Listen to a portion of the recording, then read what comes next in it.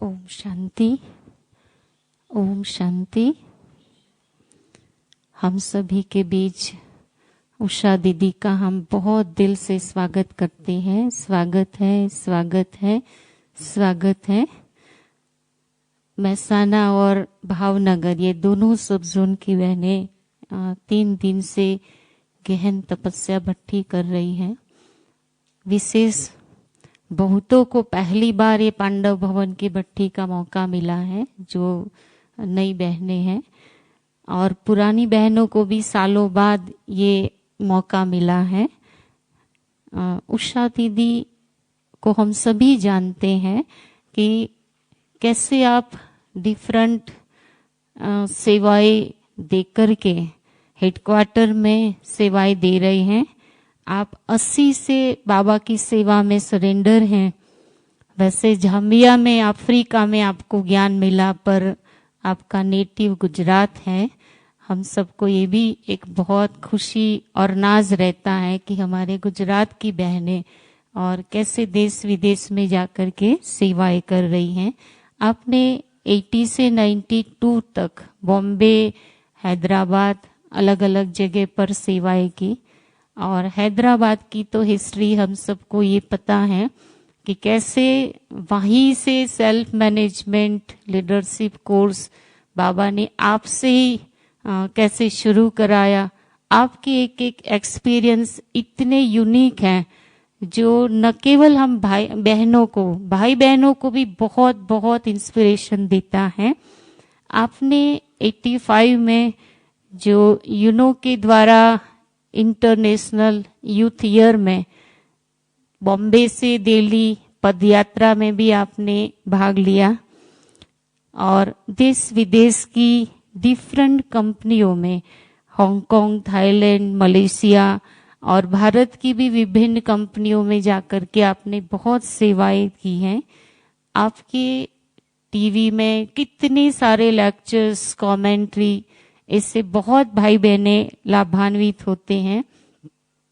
आपने और एक सेवा जो बहुत यूनिक की है कि जो हमारी भारत की शास्त्र हैं, रामायण और श्रीमद् भगवद गीता, इस पर आपने कितना सहज तरीके से इस शास्त्रों को कैसे बाबा की ज्ञान से जोड़ करके, और इतना बाबा जो कहते हैं फलक से आप जो ये ज्ञान देते हो, इससे हम बहनों को भी ये हिम्मत आती है कि कैसे इस टॉपिक पर भी हम बहुत अच्छी तरह से समझा सकते हैं। आपसे बहुत भाई बहनें कॉन्फ्रेंस में या राजयोग शिविरों में भी लाभान्वित होते हैं। हजारों की तादाद में राजयोग शिविर विभिन्न शहरों में भी आप श्रीमद् भगवद गीता के साथ साथ कराते हो। आपसे आज कर्म योगी के साथ साथ कर्मातीत स्थिति का अनुभव हम कैसे करें, इस विषय पर हम सुनेंगे उषा दीदी। ओम शांति। कर्म योग से कर्मातीत स्थिति बहुत सुंदर विषय है। आज बाबा ने 2 खिलौने हमारे सामने रखे हैं। एक खिलौना जो चाबी भरने से चलता है, और दूसरा खिलौना कठपुतली वाला जो श्रीमत की चाबी से चलता है। दोनों खिलौने की चाबी अलग अलग है, और हम सभी बाबा के बच्चे भी ये दूसरे वाला खिलौना ज्यादा है, कठपुतली वाला, क्योंकि दिन भर में जो भी हम कर्म करते हैं, ये कर्म ही हमें कर्म योगी भी बनाता है और कर्मातीत स्थिति तक भी पहुंचाता है। वैसे कहा जाता है कि कर्म मनुष्य की पहचान बताता है। कर्म एक ऐसा दर्पण है जो हर इंसान की वास्तविकता का साक्षात्कार कराता है।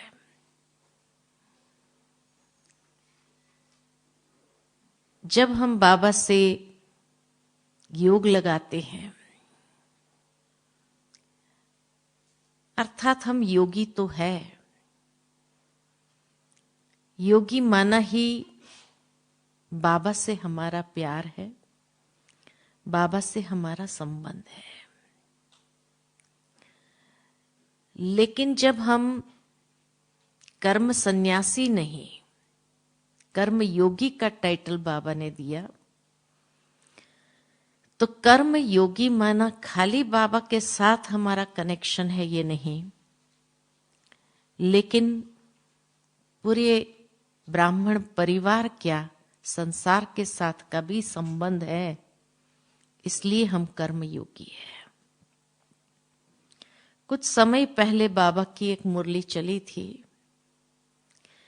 कि बच्चे योग लगाने वाले योगी खाली नहीं बनो, योगी जीवन वाले योगी बनो। देहरादून के हमारे परम आदरणीय प्रेम दीदी हमेशा ये बात कहती थी बहनों को कि योग लगाने वाले योगी खाली नहीं बनो, क्योंकि 2 घंटा योग लगाया, 4 घंटा योग लगाया, तो बाकी समय किस में रहे? क्या वियोगी थे? हम तो हमेशा के लिए योगी है, और इसीलिए हमेशा के लिए 24 घंटे के लिए हम योगी है। तो वो योगी जीवन कर्म योग के आधार पर प्रत्यक्ष होता है। आज दुनिया में अगर देखा जाए तो मनुष्य के कर्म बंधन का अनुभव कराता है, बोझ का अनुभव कराता है और भोगना का अनुभव कराता है। और उसका मुख्य कारण यही है कि कहीं न कहीं देह अभिमान के वश कर्म है, स्वार्थ के वश कर्म है, कुसंग के वश कर्म है, या दोष दृष्टि के आधार पर कर्म है। अनेकों में दोष देखते रहना, तो दोष दृष्टि के वश कर्म है, या कर्मेंद्रिय की अधीनता के कारण कर्म है, या पुराने स्वभाव संस्कार के अधीन या वश कर्म हो रहे हैं। इतनी बातों के आधार पर जो मनुष्य कर्म करता है, ये बंधन ही क्रिएट करेगा, बोझ का अनुभव कराएगा और भोगना का अनुभव कराता है। इसलिए बाबा ने हम बच्चों को कर्म योगी बनने की प्रेरणा दी। अब कर्म योगी किसको कहा जाए?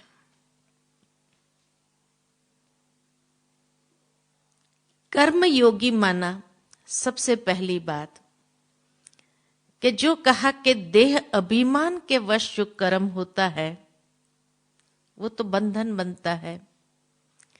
लेकिन बाबा ने इसीलिए प्रतिदिन हम बच्चों को मुरली के अंदर यही शिक्षा दी कि बच्चे देही अभिमानी होकर कर्म करो,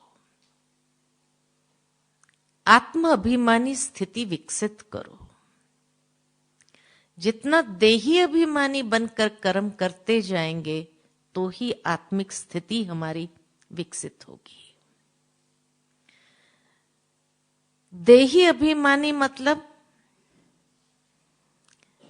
कि आत्मा के जो 7 गुण है उस गुण स्वरूप होकर कर्म करना, यह है देही अभिमानी स्वरूप। कि जब आत्मा के 7 गुणों का स्वरूप बन जाते हैं और वो 7 गुणों की ऊर्जा, वो शक्ति जब हमारे टोटल कर्म में प्रवाहित होने लगे, हमारे हर कर्म में वो ऊर्जा एक नेचुरल रूप में चलने लगे, तब कहेंगे कि हाँ, ये देही अभिमानी है। जिस तरह व्यक्ति देह अभिमान में होता है, तो उसका संपूर्ण व्यक्तित्व या हर कर्म में कोई न कोई विकार या कमजोरी प्रवाहित होती है, या उसकी ऊर्जा प्रवाहित होती है। कोई न कोई विकारों की ऊर्जा प्रवाहित होती है, कोई न कोई कमजोरियों की ऊर्जा प्रवाहित होती है। तो कहेंगे कि हाँ, ये बंधन बन रहा है, ये बोझ का अनुभव कराता है, और वही भोगना का अनुभव भी कराता है। लेकिन कर्म योगी माना ही सातों गुणों की ऊर्जा प्रवाहित हो,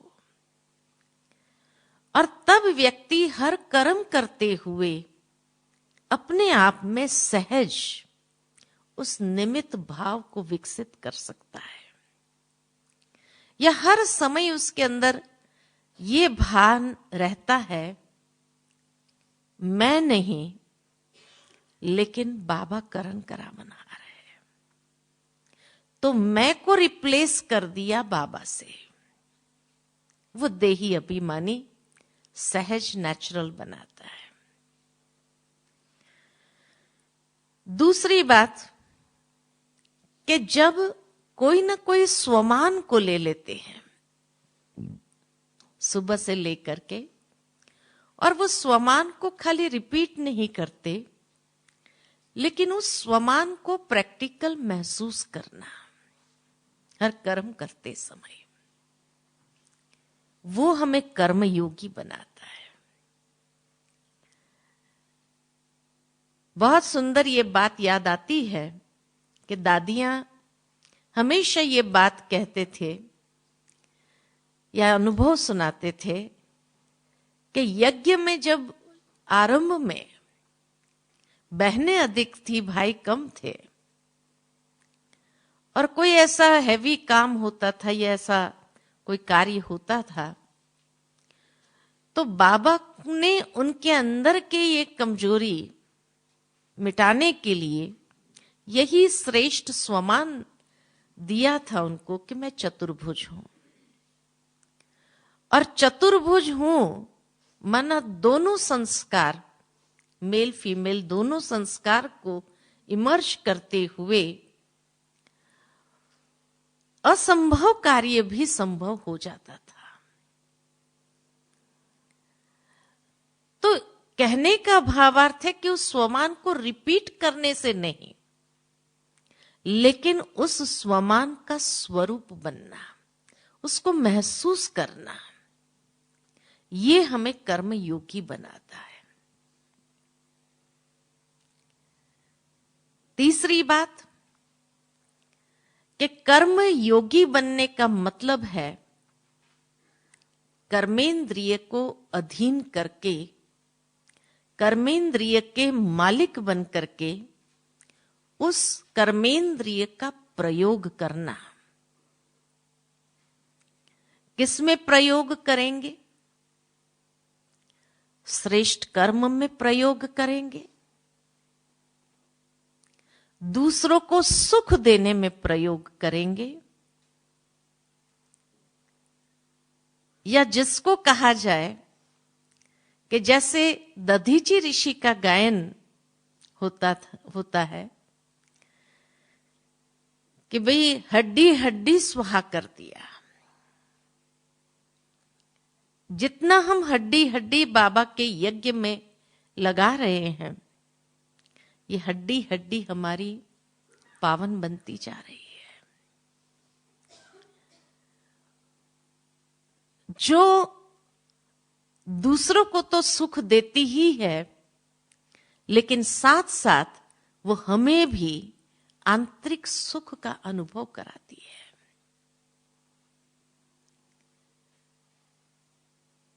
जब कर्मेंद्रिय के अधिकार में आ जाएंगे, अधिकार वाली स्थिति में आ जाएंगे, तो नेचुरल है कि कोई भी पुराना स्वभाव संस्कार उस कर्मेंद्रिय को चलायमान नहीं कर सकेगा, विचलित नहीं कर सकेगा। क्योंकि कोई भी स्वभाव संस्कार अगर कर्मेंद्रिय के द्वारा प्रयोग में आ जाते हैं तो वही खुद को भी कष्ट देते हैं और दूसरों को भी दुख दर्द का अनुभव कराता है। तो जब कर्मेंद्रिय के ऊपर अधिकार प्राप्त कर लेते हैं तो वो स्वभाव संस्कार ये कर्मेंद्रिय को विचलित नहीं कर सकते, या जिसको कहा जाए, जैसे गीता में कहा कि अनासक्त भाव से कर्म करना। कर्मेंद्रिय की आसक्ति में आकर के कर्म करने के बजाय कर्मेंद्रिय में वो अनासक्ति इस तरह से आ जाती है जो हर कर्म करते हुए भी न्यारे और प्यारेपन का अनुभव करना, या जिसको कहे हम कि कर्मेंद्रिय के संबंध में आकर के कर्म करना। बाबा की एक मुरली याद आती है मुझे कि जिसमें बाबा ने कहा था एक कर्म बंधन, एक कर्म संबंध।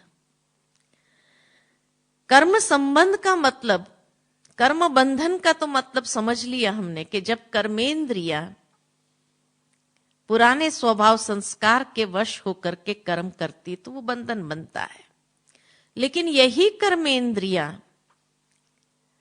जब संबंध में आकर के, माना उसको आत्मा के संबंध में आकर के वो प्रयोग में आती है, तब कहेंगे कि हाँ, कर्म संबंध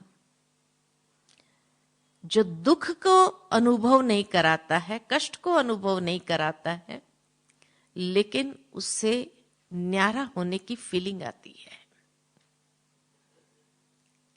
इसलिए कहा कर्मेंद्रिय को खाली मालिक बनकर नहीं, अनासक्त भाव होकर सेवा भावना के साथ उसको प्रयोग करना। या स्वार्थ भाव होता है या सेवा भाव होता है। तो जब सेवा भाव के रूप में उन कर्मेंद्रिय को हम प्रयोग करते हैं तो स्वार्थ समाप्त हो गया, या हिसाब समाप्त हो गया कि भाई दुनिया में जैसे भाई किसी ने इतना किया तो उसके रिटर्न में अपेक्षा रहती है, वो अपेक्षा हमारी बाबा ने समाप्त कर दी, क्योंकि उससे कई गुना अधिक हमारा जमा हो जाता है और प्राप्ति का अनुभव स्वयं बाबा करा देता है हमें। तो हमें कोई व्यक्तियों से स्वार्थ की मतलब की भावना आती ही नहीं है। उसको कहेंगे कि हाँ, यथार्थ कर्म योगी है। चौथी बात कि कर्म योगी बनना मतलब योग युक्त होकर के हर कर्म करना, योग युक्त होकर के कर्म करना। योग युक्त होने का मतलब है दिव्य बुद्धि युक्त होकर कर्म करना। जहां हम दिव्य बुद्धि का प्रयोग करते हैं, अर्थात जो ज्ञान युक्त समझ बाबा ने हमें दी है हर कर्म करते समय, या विवेक जो हमें बाबा ने एक दिव्य विवेक जो दिया है, वो दिव्य विवेक का उपयोग करना, जिसको आम लैंग्वेज में कहा जाता है कि कॉमन सेंस के आधार पर करना। लेकिन कॉमन सेंस बात अलग हो जाती है। बाबा ने हमें उससे भी अधिक आगे की बात बताई कि दिव्य बुद्धि माना हर कर्म के अंदर जैसे विशेष वो बात हो, जो किसी को भी प्रेरणा दे सकती हो। यह एक ऐसा आदर्श हमें बना दे उस दिव्य बुद्धि युक्त होकर के जब हम कर्म करते हैं तब, कि होता भले साधारण कर्म है लेकिन उसमें भी जैसे कुछ विशेष नजर आता है। जैसे दादियों के कर्म में हम देखते थे, या दादियां जब मम्मा बाबा की पालना का वर्णन करते थे, साधारण सी बातें होती थी लेकिन वो साधारण कर्म में भी विशेष हो जाता था। इसलिए कहा कि दिव्य बुद्धि का प्रयोग करना, वो जो हमें आध्यात्मिक विवेक मिला है, उस आध्यात्मिक विवेक का प्रयोग करना, उसको कहते हैं योग युक्त होकर कर्म करना। जहां हमारा वो साधारण कर्म भी यादगार बन जाए, किसी के जीवन में यादगार बन जाए, वो हमेशा उसमें से उसी बात को याद करते हुए उसमें से जैसे शक्ति प्राप्त होती हो, ऐसा महसूस करते हैं। या जिसको कहा जाए कि श्रीमत का हाथ पकड़ करके कर्म करना। योगयुक्त होकर के कर्म करने का मतलब है कि जहां हम श्रीमत का हाथ हर वक्त पकड़ते हुए उसके आधार पर हम एक नेचुरल कर्म करना आरंभ कर दें, और इतना स्वाभाविक रीति से आ जाए जीवन में कि हमें ये भी नहीं सोचना पड़ता है कि हाँ, ये कर्म श्रीमत के आधार पर है या नहीं है। ऐसी श्रीमत को हमने जीवन के अंदर अपने बुद्धि से उसको पकड़ा हुआ हो, क्योंकि जहां श्रीमत का हाथ होता है तो हर बात के लिए, जैसे बाबा कहते हैं, मैं जवाबदार हो जाता हूं। तो कितना भी कार्य करने के बाद भी हल्केपन का अनुभव होता है, या हर कर्म में बल भरता है। कर्म बल, अंदर से वो शक्ति का अनुभव होता है।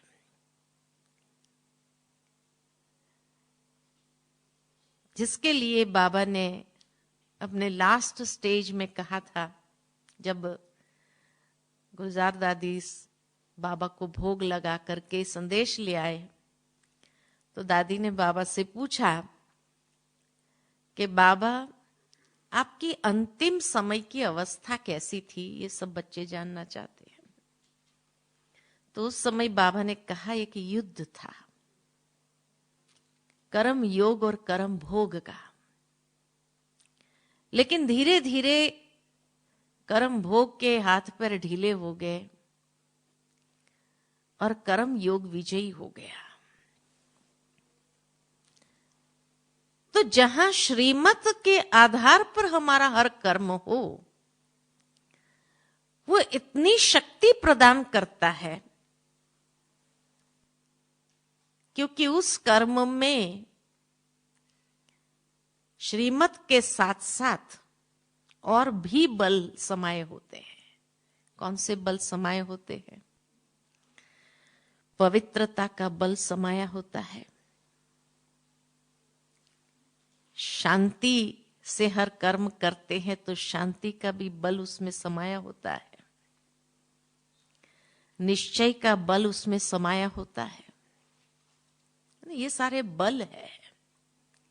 बल भी कितने हैं? तो निश्चय का बल है, पवित्रता का बल है, शांति का बल है, जो उसके साथ साथ जुड़ जाता है। और इसीलिए ये हर कर्म हमें भीतर से शक्ति प्रदान करता है। ये कर्म योग की शक्ति है।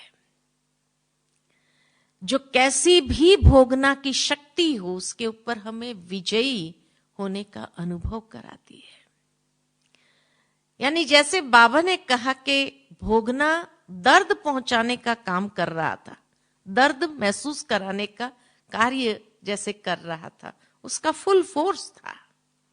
अब नेचुरल है, जैसे दुनिया में किसी को हार्ट अटैक आता है तो कैसे पसीना छूट जाता है एकदम, और जैसे तड़पता है श्वास लेने के लिए, क्योंकि हार्ट में जैसे वो ऑक्सीजन नहीं पहुंच रहा होता है, तो कितना जैसे उनको कष्ट महसूस होता है। लेकिन बाबा कहे कि वो कर्म भोगना दर्द पहुंचाने का कोशिश कर रहा था, लेकिन कर्म योग की शक्ति ऐसी थी जो उस दर्द को महसूस भी नहीं कराने दे रहा था, उसको हटा रहा था सहजता से। और इसीलिए कर्म योग विजयी हो गया, कर्म भोग वो दर्द भी नहीं पहुंचा सका। तो उस लड़ाई के अंदर कैसे कर्म योग की विजयी हुई। तो इसीलिए बाबा हम बच्चों को भी ऐसे कर्म योगी बनाना चाहते हैं, क्योंकि कर्म तो छोड़ना नहीं अंत घड़ी तक हमें। अभी तो फिर भी बट्टी करने का समय मिल जाता है, लेकिन आगे चल के तो शायद स्वयं के लिए टाइम ही नहीं होगा। लेकिन ये चीजें जो है यही हमें उस समय मदद करेगी। जिस तरह ब्रह्मा बाबा भी अंत घड़ी तक कर्म योगी बन करके रहा, बड़ी दादी को भी हम सभी ने देखा कि कोई खास जाकर के बस अमृत वेले दादी पावरफुल रीति से योग करते थे, लेकिन दिन भर में दादी को खास बाबा के कमरे में जाकर के बैठने का समय मिले या योग भट्टी करने का समय मिले, ऐसा कहाँ था। लेकिन फिर भी कितना श्रेष्ठ योगी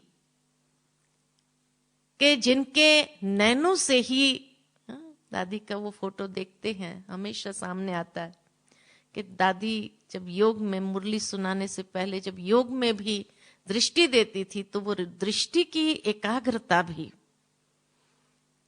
कितनी जबरदस्त थी। और यही दादी का कर्म योग जो है वो हमें सिखाता है कि हम सभी भी ऐसे कर्म योगी हैं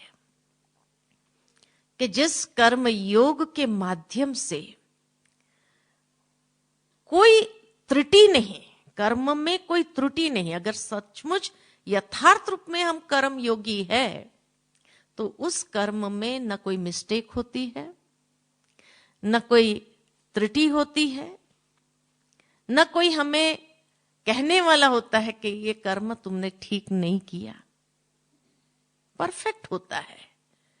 ये उसकी निशानी है कि उस कर्म में कोई त्रुटि नहीं होती है। जैसे वो बाबा की बात सुनाते हैं कि एक बार दिल्ली में बाबा रजौरी में गए थे और रोज सुबह बाबा क्लास कराते थे। तो उस समय तो सेंटर्स बहुत कम होते थे, तो दूर दूर से जी बस पकड़ करके भी जो भाई बहने थे वो पहुंच जाते थे सुबह के क्लास में। 2 माताएं आती थी, हमेशा पहला नंबर बैठती थी, पहुंच जाती थी, बिफोर टाइम पहुंच जाती थी, क्योंकि उनकी बस ऐसी थी। तो बाबा जब तक क्लास में आए तब तक दोनों माताएं सामने बैठी होती थी। तो एक बार जब बाबा क्लास कराने पहुंचे तो देखा तो वो दोनों माताएं थी नहीं, उनकी सीट खाली पड़ी थी। खैर बाबा ने कोई संकल्प तो नहीं चलाया, लेकिन जैसे ही क्लास पूरा होकर के बाहर आए तो वो दोनों माताएं दौड़ दौड़ करके आ रही थी। तो बाबा ने पूछा, बच्ची क्या हुआ, इस समय आ रही हो, क्लास तो पूरा हो गया। कहा हाँ बाबा, हम बस में बैठे थे ना, आपको याद कर रहे थे तो बस स्टॉप कब चला गया ना पता ही नहीं चला। तो बाबा ने कहा कि अगर बाबा की याद होती थी ना तो बस स्टॉप जाता ही नहीं था।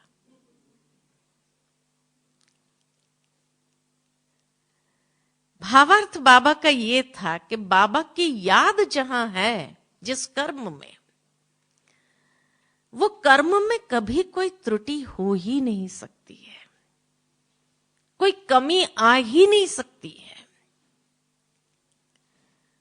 वो कर्म इतना परफेक्ट होगा कि कोई उसमें से गलती निकाले, ये हो ही नहीं सकता है। ये है कर्म योगी, जो दूसरों को भी सुख देता है और खुद को भी आंतरिक सुख का, आंतरिक सेटिस्फैक्शन का अनुभव कराता है। एक जैसे आत्मसंतुष्टि का अनुभव होता है, उसको कहते हैं कर्म योग। वो कर्म बल जमा हो रहा है, और ऐसे जब कर्म योगी बन करके जो कर्म करते हैं हम, उसमें अनेकों को प्रेरणा भी मिलती है, या जिसको कहा जाता है कि अनेकों के लिए हम आदर्श बन जाते हैं। जिस तरह दुनिया के अंदर जो भी महान हस्तियां हो गई, चाहे वो स्वामी विवेकानंद हो, चाहे ब्रह्मा बाबा दादियां हो, चाहे मदर टेरेसा हो, लोगों के लिए जैसे आदर्श, आज भी कई लोग उनको अपना आइडियल मानते हैं जीवन के लिए। थे सबके बीच में ही, लेकिन सबके बीच में होने के बावजूद भी, या पैदा हुए थे साधारण घर में ही, मीडियम क्लास में ही पैदा हुए थे ये सभी महान हस्तियां, लेकिन फिर भी वो कितने हजारों लोगों के लिए आज भी, माना इतने सालों के बाद भी, आज 150 साल के बाद भी स्वामी विवेकानंद कई यंगस्टर्स के लिए आदर्श हो रहे हैं। उनको लोग आज भी उस रूप में देखते हैं, आदर्श के रूप में देखते हैं। ब्रह्मा बाबा को आज भी लोग आदर्श के रूप में देखते हैं। तो ऐसी क्या विशेषता थी उसके अंदर, उनके कर्म के अंदर, कि फिर भी लोग उनके एक एक कर्म को जैसे एक एक चरित्र के रूप में याद कर रहे हैं। इसलिए कहा कि कर्म योगी माना हर कर्म का चरित्र, जैसे श्री कृष्ण के लीलाएं दिखाते हैं, उसका हर कर्म एक चरित्र के रूप में दर्शाया है। अगर गलतियां भी की तो भी उसको लीलाएं समझे लोगों ने भक्ति में। आज भी अगर हम कहने भी जाए किसी को कि भाई श्री कृष्ण के ये भाई वस्त्र हरण करना ये कोई अच्छा चरित्र है क्या, बोले नहीं नहीं आपको पता नहीं है, माना उस बात को वो बोलने नहीं देंगे हमको। नहीं, उनके चरित्र थे ये लीलाएं थी। इस तरह की जैसे भावना, ऐसे हमारे हर, क्योंकि ऐसे क्वालिटीज थी, उस क्वालिटीज में आकर के कर्म किए उन्होंने। वो सद्गुण हर कर्म में जैसे प्रत्यक्ष नजर आते थे। इसलिए बाबा हम बच्चों को भी कहते हैं कि हमारी धारणाएं, या ये सब महान हस्तियों के जीवन की धारणाएं इतनी ऊंची थी, तभी वो अनेकों के लिए आदर्श बने। तो ऐसे जो बाबा ने हमें श्रीमत दी है, जो धारणाएं नियम मर्यादाएं दी है, ये नियम मर्यादाओं के ऊपर जब एक्यूरेट हम चलते हैं तो नेचुरल है कि हम आदर्श ही बनते जाते हैं। उसमें हमारी बुद्धि की लाइन इतनी क्लियर होती है कि बाबा जैसे हर वक्त हमें राइट क्या है, रॉन्ग क्या है, उसको टच करता है और हम राइट के तरफ ही आगे बढ़ेंगे। जैसे बाबा की एक मुरली याद आती है जिसमें बाबा ने कहा कि बच्चे, अब माया का वो स्वरूप सामने आएगा, आने वाले समय में वो स्वरूप सामने आएगा, रॉयल रूप माया का, जो रॉन्ग को भी राइट समझेंगे और कर्म का आचरण करेंगे। लेकिन जो दूसरे डिटैच होकर के देख रहे हैं, उसको समझ में आ जाएगा ये रॉन्ग है, क्यों कर रहे हैं ऐसा। लेकिन अब आने वाले समय में माया का ये स्वरूप सामने आने वाला है, जो रॉन्ग को राइट समझ करके प्रैक्टिकल कर्म में आएंगे। और उस समय माया ऐसा धोखा दे देंगी जो समझ में भी नहीं आएगा कि माया का धोखा है। इसलिए कितना सावधान रहने की आवश्यकता है कि हर समय बाबा की वो श्रीमत का मीटर सामने रखते हुए चेक करते रहना पड़ेगा कि बाबा की श्रीमत के हिसाब से है ना, ये कहीं कोई मर्यादा के विरुद्ध हमें नहीं ले जा रहा है, कोई गफलत तो नहीं हो रही है। तब कहेंगे कि हां, ये कर्म योगी है, एक नेचुरल कर्म योगी।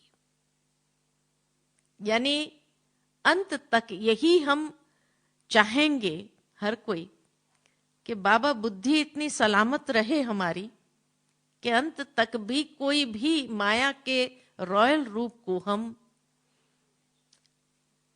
राइट समझ करके उसको प्रैक्टिकल कर्म में न ले आए। क्योंकि अब समय के हिसाब से एक का अगर अनेक गुना बनता है,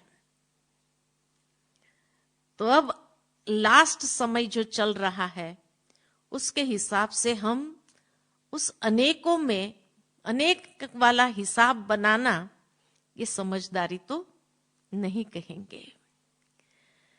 इसलिए श्रेष्ठ कर्म में एक का अनेक गुना हो, ये बात अलग है। तो जमा का खाता हमारा बनाएगा। तो कर्म योगी माना जिसके हाथ भरपूर हो, जिसके जमा के खाते इतने भरपूर हो, है ना, जमा के खाते भरपूर होना चाहिए। तब हर क्षण वो भाग्य महसूस कराता रहेगा। नहीं तो अगर कोई सामने से भी भाग्य दे दे ना, तो भी उस भाग्य से वंचित हो जाएंगे। एक बहुत सुंदर कहानी मुझे याद आती है कि एक बार एक ब्राह्मण भिक्षा मांग रहा था, जैसे घर घर जाकर के भिक्षा मांगते हैं। तो कहा जाता है कि अर्जुन और श्री कृष्ण दोनों जा रहे थे, देखा कि ब्राह्मण भिक्षा मांग रहा है। तो अर्जुन ने कहा कि भाई, अपने राज्य में भी कोई ब्राह्मण भिक्षा मांगे, ऐसा नहीं होना चाहिए। तो उसी समय ब्राह्मण को बुला करके कहा कि भाई, इसको एक थैली भर के सोना मोहर दे देते हैं। उसके पास था ही, तो उसने दे दिया। कृष्ण देख करके मुस्कुरा रहा है कि दे तो दिया, लेकिन भाग्य में भी तो होना चाहिए। क्या श्री कृष्ण ने कुछ नहीं बोला, लेकिन कहा जाता है थोड़े दूर गया तो थैली देखी तो एक लुटेरे ने उसको लूट लिया। जब लूट लिया, अब क्या करता? तो फिर दूसरे दिन भिक्षा मांग रहा था। दोनों ने फिर देखा, कृष्ण ने और अर्जुन ने फिर देखा कि भिक्षा मांग रहा था। कल इतना थैली भर के उसको सोना मोहर दे दिया, फिर भी भिक्षा मांग रहा है। पूछा उसको, क्यों भिक्षा मांग रहा है? कल तो तेरे को एक थैली भर के सोना मोहर दे दिया। तो कहा वो तो लुटेरे ले गए, क्या करता। तो उसने अपनी अंगूठी दिया जिसमें एक बहुत कीमती ये मोती लगा हुआ था, बेशकीमती मोती था। दिया उसको मोती कि ये ले, इसको बेचेगा ना तो भी तेरा सहजता से सब ठीक हो जाएगा। कहा ठीक है। बड़े खुशी से ले गया वो मोती घर में। तो उसकी वाइफ कहीं गई हुई थी बाहर पानी लाने के लिए नदी से। तो उसने सोचा कहाँ रखूं इसको, कहाँ छुपाऊं, कोई लुटेरे न ले जाए सोच करके। तो एक पुराना घड़ा था, उसमें उसने रख दिया कि भाई ये घड़ा तो काम आता ही नहीं है, रख दिया उसके अंदर। अब जाकर के वो सो गया। इतने में उसकी वाइफ आई कि उसका पानी वाला घड़ा ही टूट गया था। तो सोचा अभी पुराना घड़ा है वही ले लेती हूँ और पानी भर के ले आती हूँ। वो घड़ा लेके चली गई नदी में। जैसे ही डुबोया तो वो मोती बह गया। फिर जैसे आई उसने देखा अरे ये तो पुराना घड़ा, तो कहाँ गया वो मोती। कहा मुझे क्या मालूम, इसमें कोई मोती बोती नहीं। बोले मैंने मोती रखा था इसके अंदर, बहुत कीमती मोती दिया हुआ था मुझे कि जिसको बेचने से ही हमारे दिन फिर जाए। तो कहा वो तो चला गया, बह गया होगा अभी नदी में, मैंने जैसे ही डाला अंदर में। तो फिर तीसरे दिन भिक्षा मांगने गया। तो जब उसको पूछा भाई क्या हुआ, वो मोती का क्या हुआ अभी, तो कहा इस तरह मोती भी बह गया पानी में। क्या करे, आपने तो दिया लेकिन मेरे भाग्य में, मेरे नसीब में ही नहीं था, तो क्या करूं। तो कृष्ण ने कहा कि अभी मैं देता हूं उसको, तुम नहीं दो कुछ भी। उसको 2 पैसे दिए। उस जमाने के 2 पैसे तो काफी होते हैं। 2 पैसे दिए उसको और कहा ये ले जा। तो वो बेचारा ब्राह्मण बार बार सोचता रहे, इसे तो अर्जुन अच्छा, हाँ? भगवान होते मेरे को खाली 2 पैसा दिया, अर्जुन अच्छा इसे तो के थैली दिया, मोती दिया, भगवान होकर खाली 2 पैसा दे रहा है। 2 पैसा लेकर के जा रहा था, उतने में देखा कि एक मछुआरा जो है मच्छी पकड़ कर आ रहा है। तो उसको कहा क्यों ये कष्ट कर रहा है। बोले भोजन करना। बोले ये ले 2 पैसा, इस मछली को मुक्त कर दे। तो मुक्त कर देने के लिए भाई पानी अभी नहीं तो तड़प के मर जाएंगी। तो उसके पास कमंडल था, तो कहा इसी में डाल दो, मैं उसको नदी में छोड़ के आता हूं। डाला तो उतने में वो मोती निकल आया कमंडल में। तो मोती निकल करके आ गया और छोड़ दिया और मोती उसको वापस मिल गया। जब मोती वापस मिल गया तो इतना खुशी में नाचने लगा, मिल गया मिल गया मिल गया करके। उतने में वो लुटेरा वहां से जा रहा था, उसको लगा कि ये मेरे को पहचान गया कि मैंने ही उसकी थैली लूटी थी। बोले मिल गया मिल गया मिल गया। तो कहा कि भाई तुम ऐसा काम कर, मेरी शिकायत नहीं करना, मुझे कोई राजा के पास नहीं ले जाना, ले तेरी थैली वापस तेरे को करता। जब भाग्य उदय हुआ तो दोनों प्राप्त हुआ। फिर वो जाता है और भगवान से पूछता है, श्री कृष्ण से ही पूछता है कि मेरे को जब अर्जुन ने इतनी कीमती चीज दिया तो भी मेरे भाग्य में नहीं थी, आपने 2 पैसा दिया, उससे सब कुछ वापस कैसे आ गया। तो कहा जब उसने इतनी कीमती चीज दी तो तुम्हारे अंदर वो स्वार्थ भावना है कि मैं अपने लिए इसको कैसे यूज करूं, ये भाव था।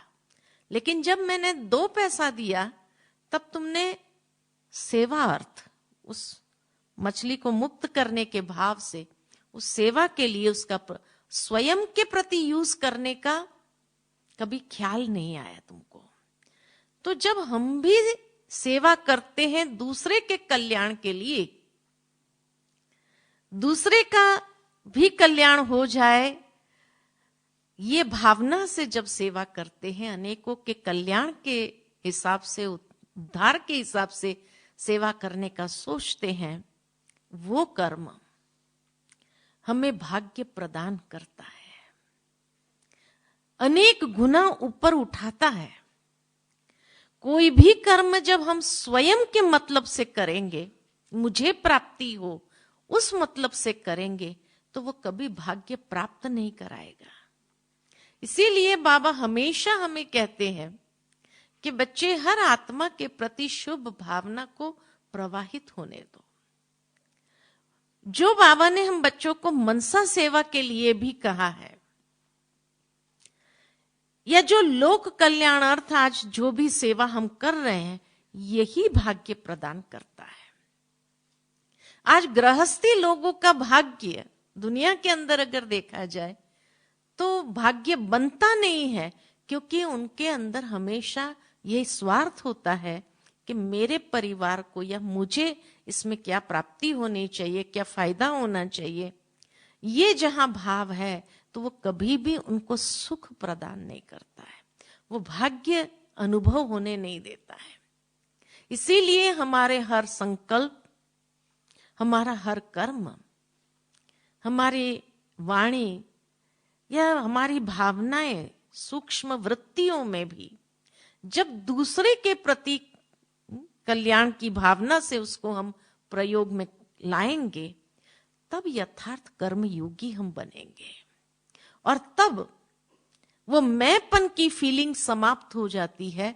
अनेकों के कल्याण के लिए, अनेकों को फायदा हो, ये शुभ भावना रख करके जब हम करते, तो ये हमारे बंधन को भी तोड़ता है, ये हमारे बोझ को भी खत्म करता है और हमारी भोगनाओं को भी समाप्त करता है। ये तीनों को एक साथ में अगर खत्म करता है तो यही है कि जब हम सर्व के कल्याण अर्थ हमारे जो भी समय संकल्प शक्तियां यूज करते हैं, तब हमें उसका भाग्य अनुभव होने लगता है। और ये बाबा की विधि जो बताई हुई है कर्म योगी बनने की, ये योगी जीवन नेचुरल रूप में बनाता है और नेचुरल हमें इतना ऊंचा उठाता है कि हर कर्म में हमें सहज ही ये महसूसता होती है कि हाँ, हम कर्मातीत स्थिति की ओर जा रहे हैं। जो कहा कि ये कर्म योगी से कर्मातीत स्थिति कैसे बनती है। कर्मातीत का मतलब ये नहीं कि कर्म का कोई लेप छेप न लगे, लेकिन कर्मातीत माना ही हर कर्म का जो प्रभाव है, उस प्रभाव से स्वयं को ऊपर उठा देना, फ्री कर देना। जितना उससे ऊपर उठते जाएंगे, मुझे प्राप्त हो या किसी और को प्राप्त, उस फीलिंग से भी ऊपर उठ जाना, उसको कहते हैं एक नेचुरल कर्मातीत स्थिति। कर्म कर रहे हैं, लेकिन कोई भी कर्म बंधन का अनुभव न कराए, हमें बांधे नहीं, या हमारे बुद्धि योग को नीचे नहीं ले आए, लेकिन नेचुरल जैसे आनंद से कर्म जो करे वो हमें खुशी प्रदान करे, आनंद की अनुभूति करे। जितनी आनंद की अनुभूति होगी उस कर्म में, उतना ही हल्कापन महसूस होगा और उसी को ही कर्मातीत स्थिति कहेंगे। अगर कर्म करते हुए मुझे आनंद नहीं मिल रहा है, या आनंद की स्थिति में हम कर्म नहीं कर रहे हैं, खुशी से कोई कर्म नहीं कर रहे हैं, अंदर में अनेक प्रकार के व्यर्थ चला रहे हैं, तो ये योग युक्त तो नहीं हुआ। योग युक्त तो माना ही एक पॉजिटिव फ्रेम ऑफ माइंड रखते हुए कर्म करना। जितना सकारात्मक मनस्थिति को लेकर के हम कर्म करते हैं, तब वो हमें हल्का करेगा अंदर से। एकदम हल्का होकर के, न्यारा होकर के हम आनंद की स्थिति में खुशी से वो कर्म करते हैं, लाइट रहते हैं, और हमारे कर्म में दूसरों को भी एक लाइटनेस की फीलिंग आए, हमारे वाइब्रेशन से भी वो लाइटनेस की फीलिंग आए, तब कहेंगे कि हाँ ये कर्मातीत स्थिति की ओर। जैसे बाबा के सामने जाते थे, जब बाबा लास्ट दिनों में उस कर्मातीत स्थिति को प्राप्त हो गए थे, तो दादियां यही कहते कि बाबा के पास जाते थे यही सोच करके कि बाबा को ये बात सुनानी है, इसकी बात सुनानी, उसकी बात सुनानी, ये सेवा की बातें सुनानी है, ये समस्या के बारे में सुनाना है। लेकिन बाबा के सामने जाते ही सब भूल जाते थे।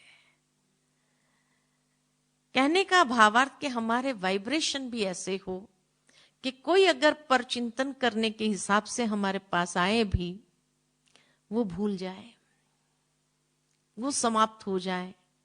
ये नहीं कि वो हमें भी उस संग में इंक्लूड कर दे, तो माना हम कर्म योगी भी नहीं है, कर्मातीत तो बहुत दूर, कर्म योगी भी नहीं बने हैं। अगर वो हमें उस संग में इन्फ्लुएंस कर दे तो हम कर्म योगी कहां हुए? क्योंकि हिसाब बना ना, किसी की भी परचिंतन की बातों में अगर हम आ गए तो क्या हुआ? हिसाब बना, सूक्ष्म में हिसाब तो बनता ही है। तो इसीलिए वो हमारे पास आए कहने के लिए और वो भूल जाए, कैसी स्थिति होगी? इमेजिन करो कि कोई परचिंतन की बात लेकर के आए आपके पास में और वो स्वयं भूल जाए कि मैं किस लिए आए। तब कहेंगे कि हाँ हम कर्मातीत स्थिति के नजदीक जा रहे हैं। ये बाबा हम बच्चों से अभी चाहते हैं कि हाँ बच्चे, अभी ऐसी स्थिति आपकी बन जाए कि दुनिया के लोग क्या, गृहस्थी लोग क्या, वो भी आए आपके पास में कोई बात सुनाने, अपना प्रॉब्लम सुनाने, और वो इतने हल्के महसूस करे अपने आप में कि वो अपनी बात भूल जाए। ये अभी समय अनुसार हमारी स्थिति होनी चाहिए, क्योंकि अब तो जैसे बाबा ने कहा कि महामारी, ये एक बात है। आज सवेरे सवेरे किसी ने बहुत अच्छी बात मुझे एक लिखत भेजी कि आज मास्क लगाने में कितना तकलीफ हो रही है सबको, नहीं? मास्क वाला जीवन हो गया है कि मास्क लगाते भाई लगाना ही है और लगाना ही है, और कई बार सफोकेशन महसूस होता है। ये मास्क तो लगा लेते हैं, लेकिन जो इनविजिबल मास्क हम पहन करके चल रहे हैं, देह अभिमान का कहो या अनेक प्रकार के अभी भी कुछ कमजोरियों का मास्क पहनकर चल रहे हैं, क्या उससे हमें सफोकेशन नहीं हो रहा है? आत्मा को सफोकेशन नहीं हो रहा है? आवश्यकता है कि उस मास्क को भी हम निकाल दें। ये मास्क हमें हर वक्त ये याद दिलाए कि जो हमने अनेक प्रकार की अभी तक जो कमजोरियों को पाल के रखा है और वो मास्क पहन करके हम चल रहे हैं, व्यवहार में आ रहे हैं, आवश्यकता है कि जो आत्मा को सफोकेट कर रही है उस सफोकेशन से भी हम अपने आप को मुक्त करें। क्योंकि ये अंदर में, जैसे अभी किसी ने रिसर्च किया और बताया कि मास्क पहनने से भी क्या हो रहा है, कितना नुकसान हो रहा है ना? क्योंकि जो वायरस होते हैं वो वायरस निकल नहीं पाते हैं, वो वायरस अंदर ही रहते हैं। खास करके जो N95 का जो मास्क होता है तो अंदर ही रहता है, और वो वायरस वापस जब ब्रीदिंग में जाता है तो कोई नई बीमारी शुरू हुई है। आप लोग ने सुना हुआ होगा कि वो नई बीमारी शुरू हुई है, और उससे भी कितनी तकलीफ लोगों को हो रही है। भावार्थ ये कि आज हम भी जो कमजोरियों का मास्क पहन करके अभी तक भी अगर समय के हिसाब से चल रहे हैं, तो ये हमें ही कितनी तकलीफ महसूस कराएगा, इसका शायद हमें ख्याल में भी नहीं, लेकिन नेचुरल है कि हमारा योग लगने नहीं देगा, हमें अंदर घुटन महसूस कराएगा, अनेक प्रकार से खुशी हमारी गायब करेगा, आत्मसंतुष्टि की अनुभूति नहीं होने देगा। तो फायदा क्या? तो उस मास्क को भी अब निकाल दे हम। ये मास्क पहनते हर वक्त वो याद रहे कि वो जो सूक्ष्म में कमजोरियों वाला मास्क हमने पहना है और जिसके माध्यम से हम कर्म में आ रहे हैं, जिसके कारण हमारे मन के अंदर अनेक प्रकार की नेगेटिविटी उत्पन्न होती है, उस मास्क को भी निकाल करके फेंकना है, क्योंकि ये मास्क वैसे ही अच्छा नहीं है ना। बहुत सुंदर ये बात आज सुबह सुबह में पढ़ी मैंने, तो किसी ने मैसेज भेजा था, मैंने कहा कितनी एक्यूरेट बात है, और सचमुच वो हमें यथार्थ रूप में कर्मातीत स्थिति तक पहुंचने नहीं देगा। तो इसीलिए कर्म योगी तो हमें है, हम है ही, और अंत तक हमें रहना ही है, लेकिन यही कर्म योगी के स्थिति से ही उस कर्मातीत स्थिति तक भी पहुंच जाना है। तो ये विभिन्न बातें जो विशेष आज चिंतन में आई, आप सबके साथ शेयर किया। अच्छा, ओम शांति। बहुत अच्छा उषा दीदी ने हमें कर्म योगी की अलग अलग डेफिनेशन देख कर के कैसे हम सहज तरीके से बाबा को याद करें, दादियों के बाबा के एग्जाम्पल देख करके कितना सहज विषय को बता दिया कि कैसे कर्म योगी बनकर के हमारी कर्मातीत अवस्था को हम बना सकते हैं। बहुत बहुत धन्यवाद उषा दीदी। मैं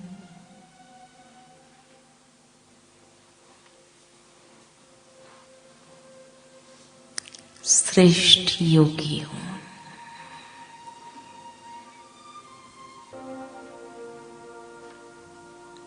आदर्श कर्म योगी हूं,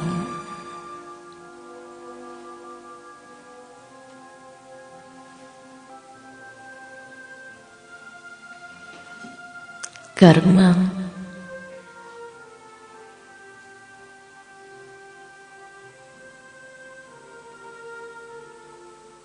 मेरा दर्पण है,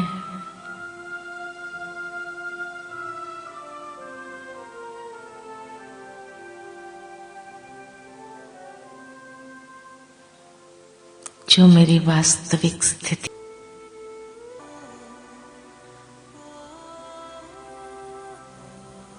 हर कर्म में प्रवाहित करना है।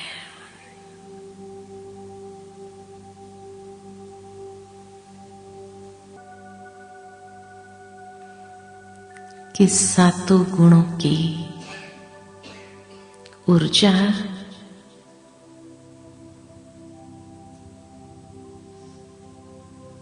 ऐसा सुंदर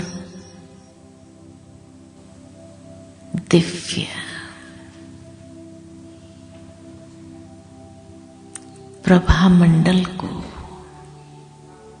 विकसित करता है।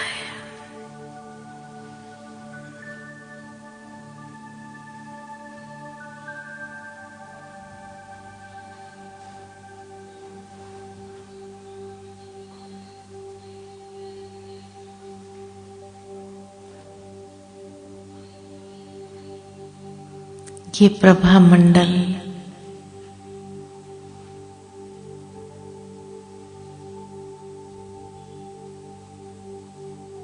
मेरे लिए कवच है,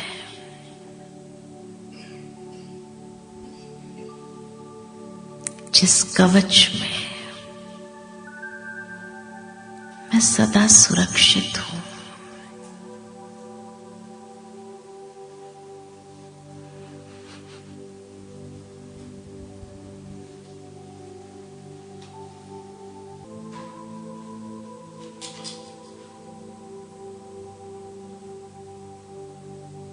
ये प्रभा मंडल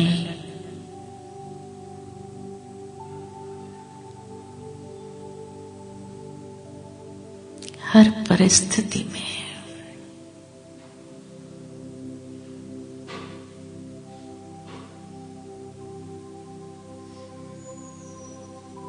हर घटना में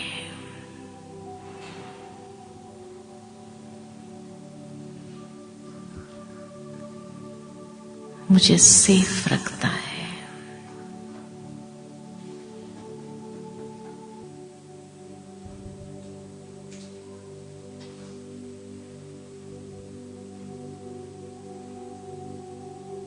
कोई भी परिस्थिति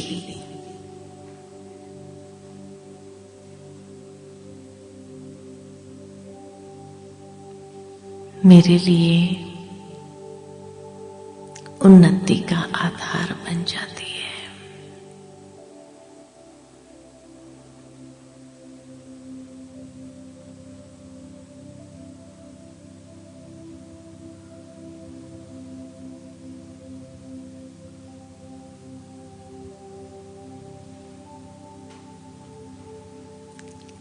श्रेष्ठ कर्म का बल मुझ आत्मा में शक्ति का संचार करता है।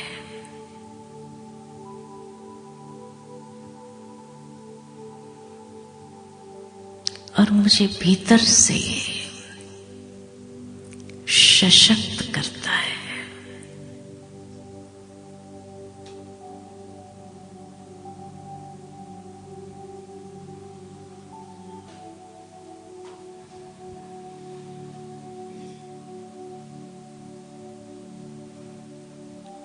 परमात्मा की श्रीमत का हाथ पकड़कर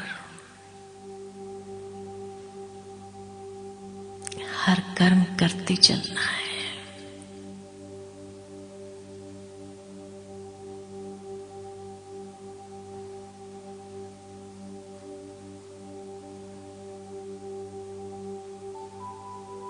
जिससे हल्कापन का अनुभव होता है।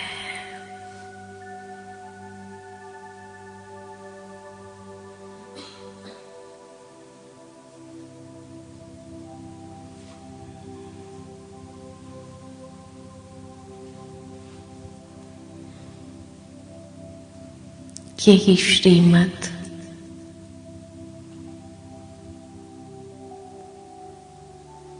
मुझे अनेक प्रकार के कर्म बंधनों से मुक्त करता है।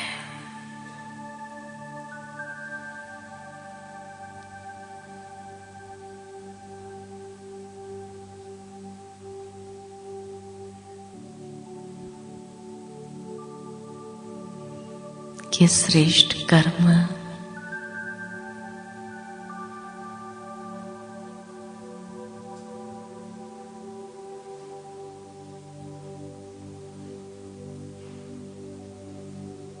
मेरे जीवन को आदर्श बनाता है।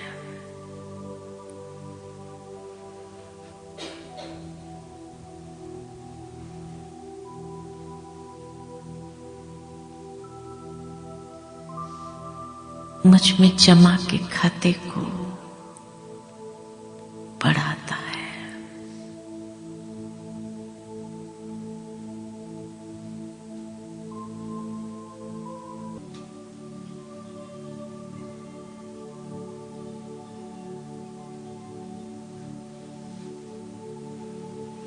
कर्म योगी बनकर जब हर कर्म करते हैं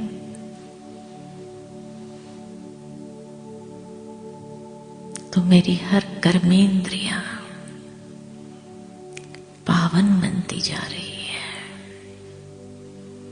शुद्ध होती जा रही है।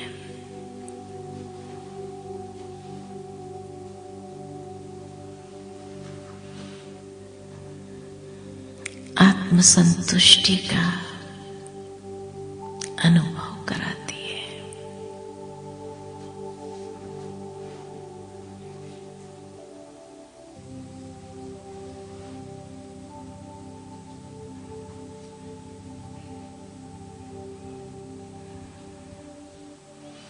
कितने न सौभाग्यशाली हूं जो कल्प के अंत में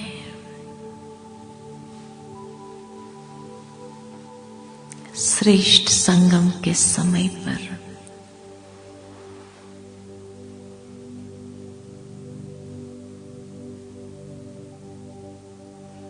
बाबा ने मुझे श्रेष्ठ कर्म की कला सिखाई है।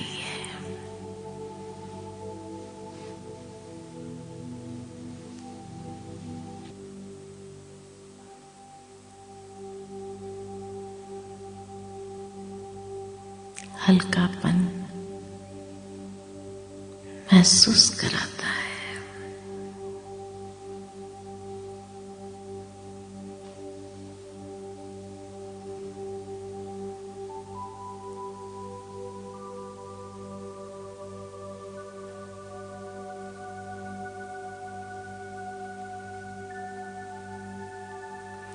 जितना जितना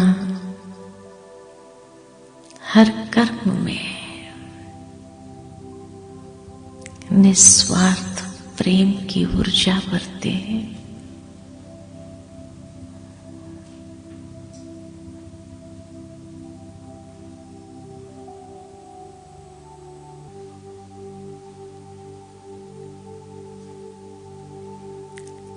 इसी श्रेष्ठ कर्म से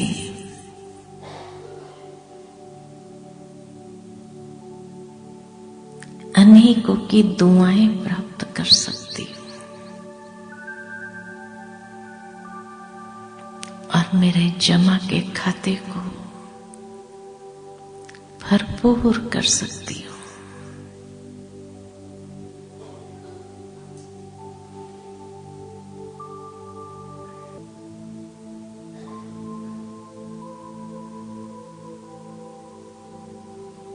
मैं और मेरा बाबा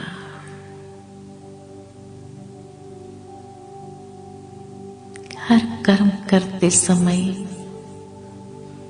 इसी कंबाइंड स्वरूप का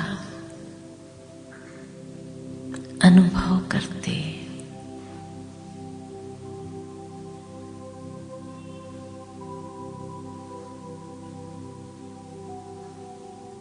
मेरे कर्म में परफेक्शन आती जाती है।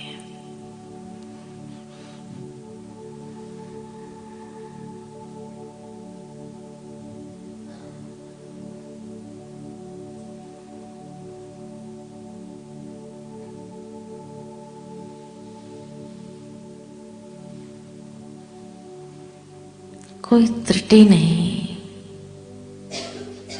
कोई कमी नहीं।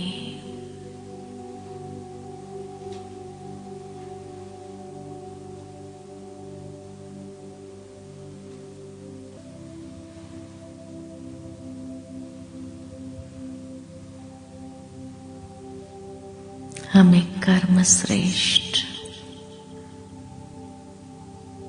धर्म श्रेष्ठ बना देता।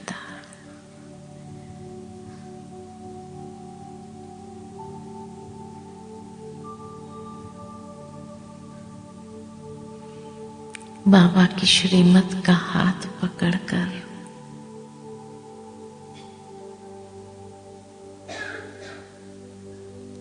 हर कर्म करने से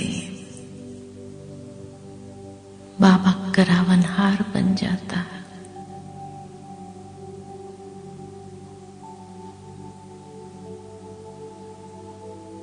बाबा करण करावनहार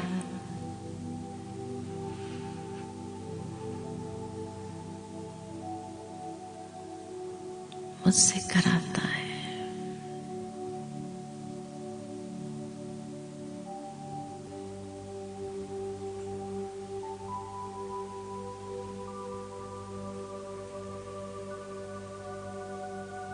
इसी कर्मयोगी स्थिति से कर्मातीत स्थिति का अनुभव करना है।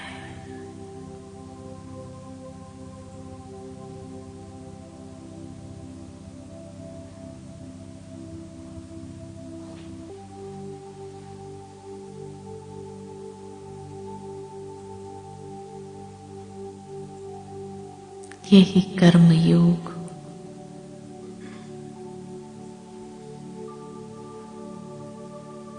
जीवन बंधन से जीवन मुक्त स्थिति का अनुभव करा